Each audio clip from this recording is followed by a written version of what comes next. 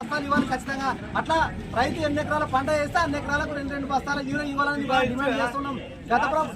గత ప్రభుత్వంలో మరి ఇటువంటి పరిస్థితి లేకుండా రైతుకి యూరియా సఫిషియెంట్ దొరికేది. ఈనాడు యూరియా లేక యూరియా కొరత రాష్ట్రం అంతా వెంటాడుతూ ఉంది. మరి ఇప్పుడున్న ప్రభుత్వం కాంగ్రెస్ ప్రభుత్వం రేవంత్ రెడ్డి సర్కారు రైతుల యొక్క గోసను పట్టించుకునకుండా ఆయన ఊరేగుతున్నాడు తప్ప ఇవాళ రైతులు పండ్లకాలం అసలే వర్షాకాలం పనులు ఇడిచిపెట్టి ఈ యూరియా కోసం చెప్పులు కావాలి మరి పడిగాపులు కాసే పరిస్థితి తీసుకుని దౌర్భాగ్యమైన పరిస్థితుల్లో ఈ రాష్ట్ర ప్రభుత్వం కూడా సిగ్గుచేటు మరి చూస్తా ఉన్నాం. యూరియా కోసం కూడా పోలీసులు పెట్టి పంచుతున్నారంటే ఎంత పరిస్థితి ఉన్నది అంటే రైతు అన్నవాడు ఏమన్నా దుర్మార్గుడా లేకుంటే రౌడా లేకుంటే ఏంది? రైతు అనే వ్యక్తి ఒక సాదాసీదా మంచి రెక్కాడితే కానీ డొక్కాడని పరిస్థితుల్లో వాళ్ళ పంటల కోసము యూరియా కోసం వస్తే మరి ఈ రకంగా పంచబెట్టడం అనేది ఎంతవరకు సమంజసము? ఒకటే చెప్తున్నాము కాంగ్రెస్ ప్రభుత్వానికి ఒకటే డిమాండ్ చేస్తున్నాం రైతుల నుంచి. తక్షణమే ప్రతి ఎకరాకు 2 గంటల యూరియా ఇవ్వాలి. ఆ రైతు ఎన్ని ఎకరాల పంట వేస్తే అన్ని బస్తాల యూరియా ఖచ్చితంగా ఇవ్వాల్సిందే.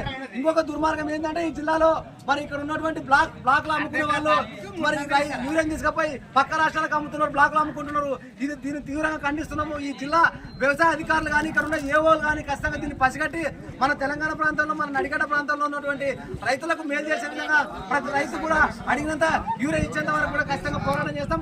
మేము కూడా కలెక్టర్ గారు చెప్పి డిమాండ్ చేస్తామని